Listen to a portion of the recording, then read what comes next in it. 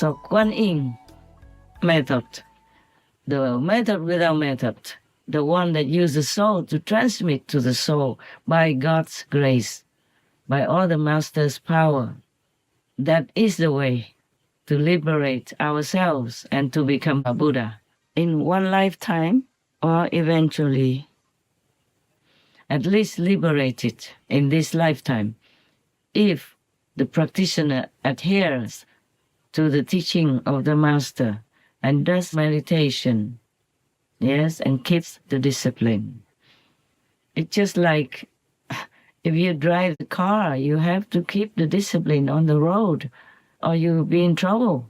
When your driving instructor told you how to drive, you have to keep left, keep right like this, and your feet have to be on this pedal, on that pedal. Your eyes have to be fixed on the road. There's such a sign you have to respect. At this side you cannot turn left, that side you cannot turn right. And in the rainy weather, how fast should you drive? For example, like that. That's not because that driving instructor was strict with you or he's mean to you or he's making trouble for you, but he has to teach you the right way so that you can be safe while driving, and you also can help others to keep themselves safe. You have to drive together in kind of a unison, following the same principles. Otherwise, you will have accidents on the road and you could risk your life or being wounded or handicapped for life even. Yes, so the master, the teacher, is teaching you a simple method, but you have to adhere to it and respect the disciplines, the rules of this world. These are the rules to keep you safe in this world. For example, if you kill people, you'll be in jail or you'll be killed also by execution. Many countries or many states still keep the execution law. If you kill people, you'll be killed. You'll be executed in different ways.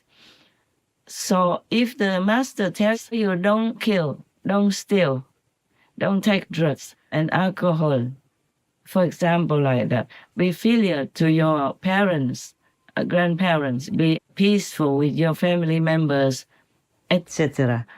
Even these are just a common discipline for this world so that you will have peace in this world and be safe to continue your practice.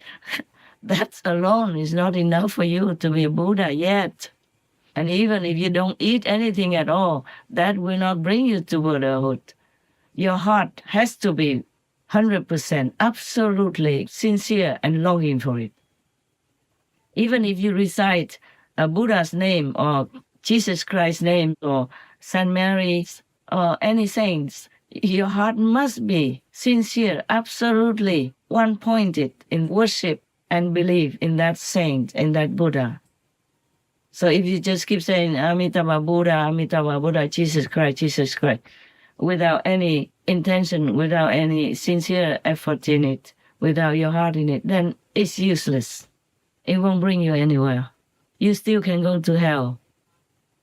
I am not sorry to tell you that because it is the truth. When I first came out, people also asked me, I recite the Amitabha Buddha every day. Will I go to heaven or Buddha's land? I say, if you're sincere. If not, just the name of the Buddha is not good enough for you. Because if you're not sincere, if you're not longing for it, then you're not connected with the Buddha's power. That's it.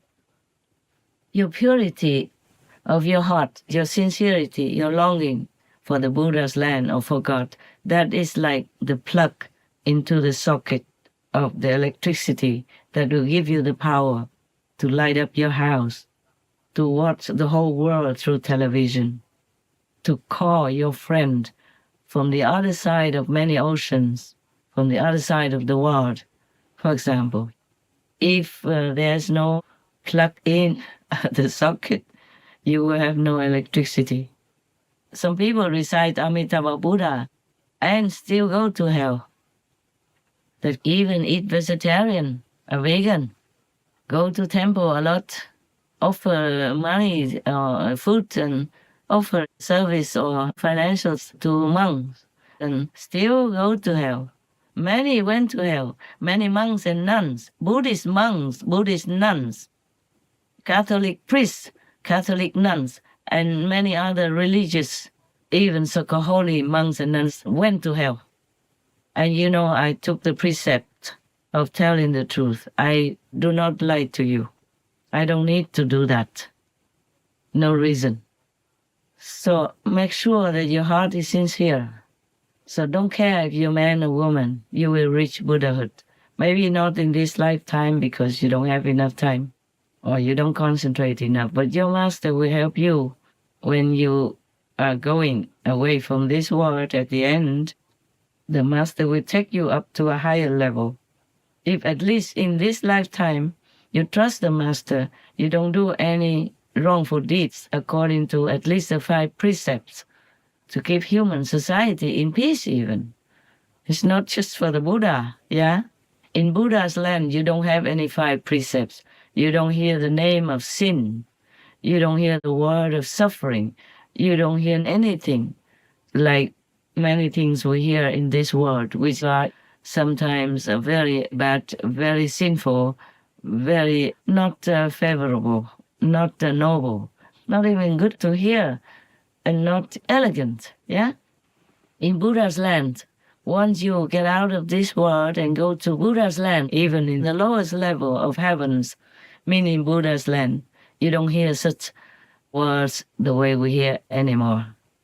Nowadays, in a normal film, even for PG-13, sometimes you will hear people using swear words, which are not very elegant. It's not a good example for the kids. But nowadays, we see it everywhere, even in games, in films, on the internet, so many things that are not favorable at all for our society, especially for the young, who are very impressionable, easy to learn anything, bad or good. They could not always discriminate between what is bad, what is good. Especially when people come to them with sweet talk, a seductive kind of manner, and pretend to be gentle, kind, and calm. These are all learned tricks to trick children into buying their stuff, doing what they want to, and can fool the adults even, the vulnerable ones. So, by the way, if you're mother and father, be vigilant with your children.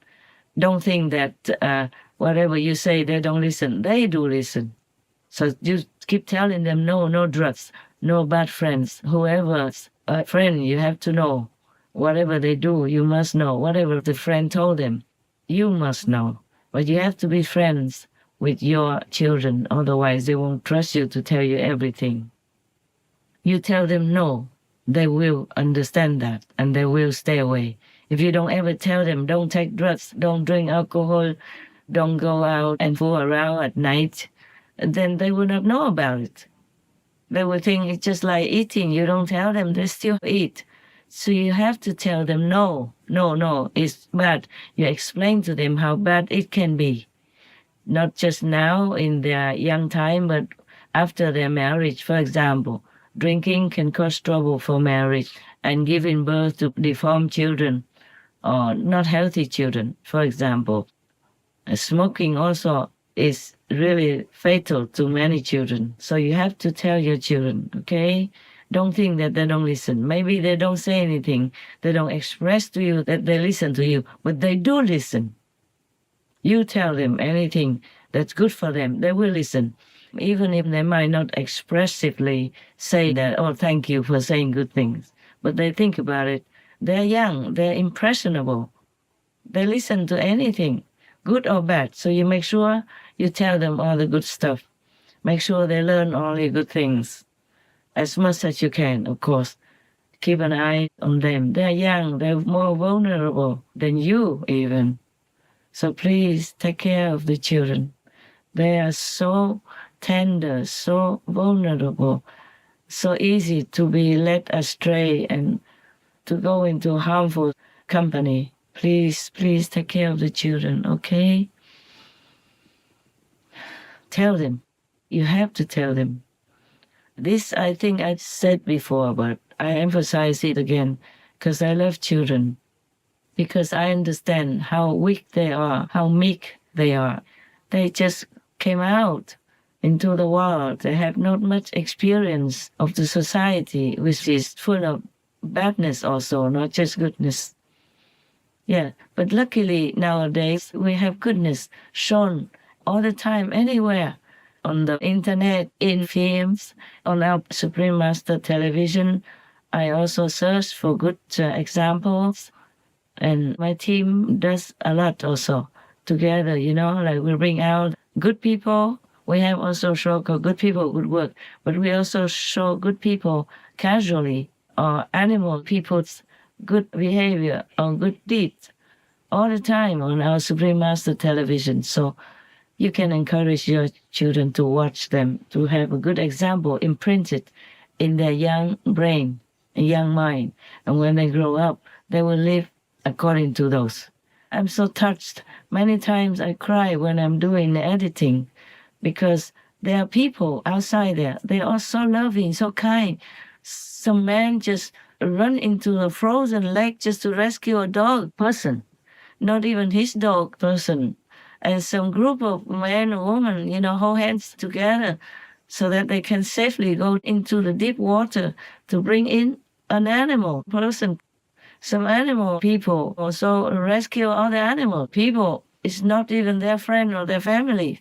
Like dog person went to rescue the deer person and brought it to the shore. Especially many men make me cry when they went out on the street to protest the animal people cruelty in the slaughterhouses and ask people to become vegan. Oh, I saw their faces, so passionate, so real, so true. It gives me goosebumps now talking about it. And I cry also because I'm so grateful such people exist still. Not just men, but women.